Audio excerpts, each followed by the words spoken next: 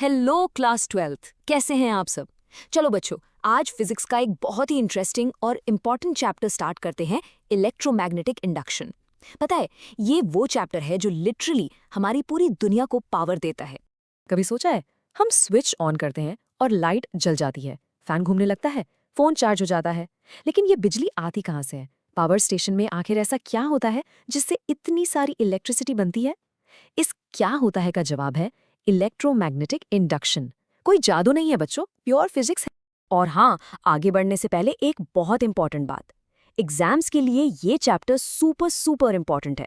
चाहे आप नीट की तैयारी कर रहे हो या जेईई की, 1 से 2 क्वेश्चन यहाँ से गारंटीड है, पक्का आएंगे। और बोर्ड्स में तो इसका अच्छा खासा वेटेज है, 3 से 5 मार्क्स का। तो पेन पेपर रेडी कर लो और बिल्कुल ध्यान से फोकस के साथ एक एक कॉन्सेप्ट को समझेंगे। ओके, तो ये है हमारा आज का प्लान।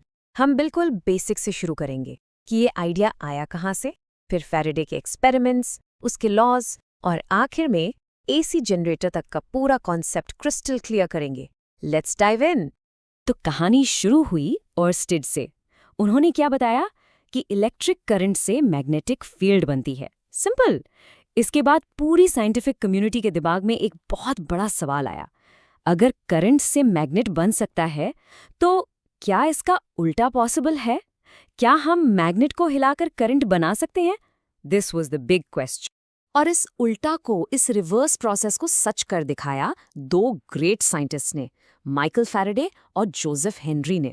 इन्होंने प्रूव किया कि यस, अ चेंजिंग मैग्नेटिक फील्ड से करंट बनाया जा सकता है। और इस रेवोल्यूशनरी डिस्कवरी को ही हम कहते हैं इलेक्ट्रोमैग्नेटिक इंडक्शन। लेकिन उन्होंने ये किया कैसे? उन्होंने ये प्रूव कैसे किया? चलो, उनके 3 हिस्टोरिकल एक्सपेरिमेंट्स को एक एक करके समझते हैं, जिन्होंने टेक्नोलॉजी की पूरी दिशा ही बदल दी। तो पहला एक्सपेरिमेंट, बहुत सिंपल सेटअप। एक कॉइल ली, उसे कनेक्ट किया एक गैल्वेनोमीटर से। गैल्वेनोमीटर क्या करता है? छोटा सा भी करंट हो तो डिटेक्ट कर लेता है। अब देखो, जैसे ही एक मैग्नेट का नॉर्थ पोल कॉइल के पास लाया गया, टक, गैल्वेनोमीटर की सुई हिली, डिफ्लेक्शन हुआ, मतलब करंट बना। फिर मैग्नेट को रोक दिया, डिफ्लेक्शन 0, करंट गायब। और जब मैग्नेट को दूर खींचा, डिफ्लेक्शन फिर से हुआ, लेकिन इस बार ऑपोजिट डायरेक्शन में। तो सबसे बड़ा टेक अवे क्या है यहाँ? The key is relative motion. जब तक मैग्नेट और कॉइल के बीच मोशन है, तब तक करंट है। रुका तो करंट भी रुक गया।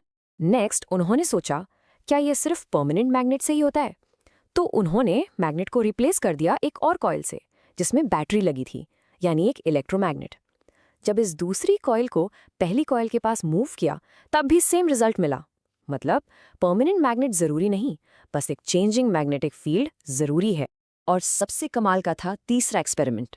यहाँ कुछ मूव नहीं हो रहा था, सिर्फ स्विच को ऑन या ऑफ करने से, यानी करंट को चेंज करने से, दूसरी कॉइल में करंट इंड्यूस हो गया, एक पल के लिए, बट इट हैपेंड। और इससे ये ब्रिलियंटली इलस्ट्रेट हो गया कि आखिर गेम मोशन का नहीं, चेंज का है। The changing magnetic field is the real hero. तो हमने देख लिया कि चेंज से करंट बनता है, पर किस चीज का चेंज और कितना करंट बनता है, कितना ईएमएफ यानी इलेक्ट्रोमोटिव फोर्स पैदा होता है। इसके लिए हम एक नया कॉन्सेप्ट समझना होगा, मैग्नेटिक फ्लक्स। अब थोड़ी सी मैथ्स आएगी, ध्यान देना। बच्चों, फ्लक्स का सिंपल मतलब है फ्लो। इमेजिन बारिश हो रही है और आपने खिड़की खोल रखी है। खिड़की से कितना पानी अंदर आएगा, ये है पानी का फ्लक्स। वैसे ही मैग्नेटिक फ्लक्स ये बताता है कि किसी गिवन एरिया से कितनी मैग्नेटिक फील्ड लाइंस परपेंडिकुलर पास कर रही हैं। फॉर्मूला है BA cos थीटा, जहां थीटा B और एरिया वेक्टर के बीच का एंगल है। इसकी यूनिट याद रखना, वेबर। तो फैराडे ने इन सब ऑब्जर्वेशंस को एक लॉ में डाल दिया। इसको स्टार मार्क कर लो। एप्सिलॉन यानी इंड्यूस्ड ईएमएफ बराबर होता है -n d∅b/dt। मतलब ईएमएफ तभी बनेगा जब फ्लक्स टाइम के साथ चेंज होगा। जितनी तेजी से चेंज होगा, d∅b/dt जितना ज्यादा होगा, उतना ज्यादा ईएमएफ बनेगा। सिंपल। अच्छा, फैराडेज लॉ में जो नेगेटिव साइन है ना, उसकी कहानी अब शुरू होती है। फैराडे ने ये तो बता दिया कि ईएमएफ कितना बनेगा, पर करंट किस डायरेक्शन में फ्लो करेगा, ये बताया हमारे लेंज चाचा ने।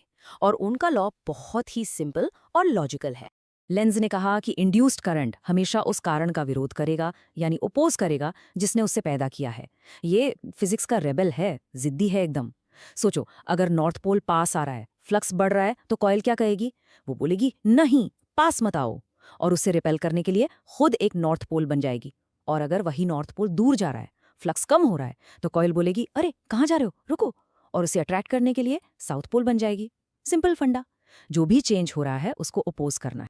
और बच्चों, ये ऑपोजिशन जरूरी है, क्योंकि अगर ऐसा ना हो तो हम बिना काम किए एनर्जी बना लेते, जो कि इम्पॉसिबल है। जो मैकेनिकल वर्क हम मैग्नेट को उस रिपल्शन के अगेंस्ट मूव करने में करते हैं, वही इलेक्ट्रिकल एनर्जी में कन्वर्ट होता है। Nothing is free in this universe. Energy can neither be created nor be destroyed. चलो, अब इन लॉज को यूज करके कुछ प्रैक्टिकल केसेस देखते हैं जो एग्जाम्स में डायरेक्ट पूछे जाते हैं। हम पहले देखेंगे मोशनल ईएमएफ और फिर सर्किट्स की एक बहुत इंपॉर्टेंट प्रॉपर्टी जिसे कहते हैं इंडक्टेंस। अगर एक कंडक्टर, जैसे एक रॉड, मैग्नेटिक फील्ड में मूव करे तो उसके अंदर भी ईएमएफ इंड्यूस होता है। इसे कहते हैं मोशनल ईएमएफ। इसका फॉर्मूला है BLV। ये फॉर्मूला याद रखना। और अगर रॉड एक जगह फिक्स होकर घूम रही हो, लाइक फैन ब्लेड, तो फॉर्मूला है ½ B⍵R²। ये डेरिवेशंस बोर्ड्स के लिए इंपॉर्टेंट है, जरूर प्रैक्टिस करना। अब आते हैं एक नए हीरो पर, इंडक्टेंस। इसको फील करने के लिए बेस्ट एनालॉजी है इनर्शिया की। याद है इनर्शिया? मास, जो मोशन में चेंज को अपोज करता है। एक भारी चीज को धक्का देना भी मुश्किल और चलती हुई भारी चीज को रोकना भी मुश्किल। बिल्कुल वही काम इंडक्टर करता है सर्किट में करंट के साथ। ये करंट का इनर्शिया है। सो इंडक्टेंस कॉइल की वो प्रॉपर्टी है जो अपने अंदर से फ्लो होने वाले करंट के चेंज को अपोज करती है। इस ऑपोजिशन को हम बैक ईएमएफ भी कहते हैं। इसकी यूनिट हेनरी है, याद रखना। और जो काम बैटरी को इंडक्टर में करंट एस्टैब्लिश करने में करना पड़ता है, वो उसकी मैग्नेटिक फील्ड में एनर्जी की फॉर्म में स्टोर हो जाता है। फॉर्मूला है ½ Li²। बिल्कुल काइनेटिक एनर्जी ½ mv² जैसा साउंड करता है ना। मास की जगह इंडक्टेंस L और वेलोसिटी की जगह करंट I। अब आते हैं इस चैप्टर के ग्रैंड फिनाले पर, जहां ये सारी फिजिक्स यूज होती है।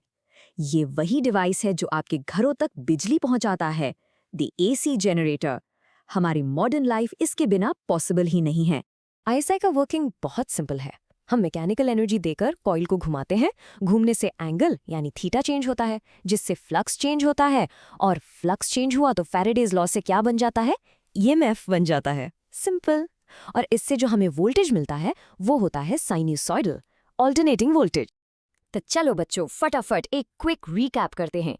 इन पॉइंट्स को दिमाग में सेट कर लो। पहला, EMF के लिए फ्लक्स का चेंज होना जरूरी है। दूसरा, Faraday's law, epsilon equals -n dφ/dt magnitude बताता है। तीसरा, लेंजेज लॉ डायरेक्शन बताता है, जो हमेशा अपोज करेगी। चौथा, मोशनल EMF BLV। पांचवा, इंडक्टेंस सर्किट का इनर्शिया है। और छठा, इंडक्टर में स्टोर्ड एनर्जी होती है ½ Li²। ये सारे फॉर्मूलाज और कॉन्सेप्ट्स बिल्कुल टिप्स पर होने चाहिए। देखो, फिजिक्स से डरना नहीं है। अगर आप कॉन्सेप्ट्स को विजुलाइज करोगे, फील करोगे, तो ये बहुत आसान लगेगी। बस ढेर सारी प्रैक्टिस करते रहो। जितने क्वेश्चंस करोगे उतना कॉन्सेप्ट स्ट्रांग होगा। मुझे पूरा विश्वास है कि आप सब बहुत अच्छा करोगे। Keep up the hard work. अगर आपको ये एक्सप्लेनर हेल्पफुल लगा और कॉन्सेप्ट्स क्लियर हुए, then do like, share and subscribe to the channel. मिलते हैं नेक्स्ट टॉपिक के साथ। Take care.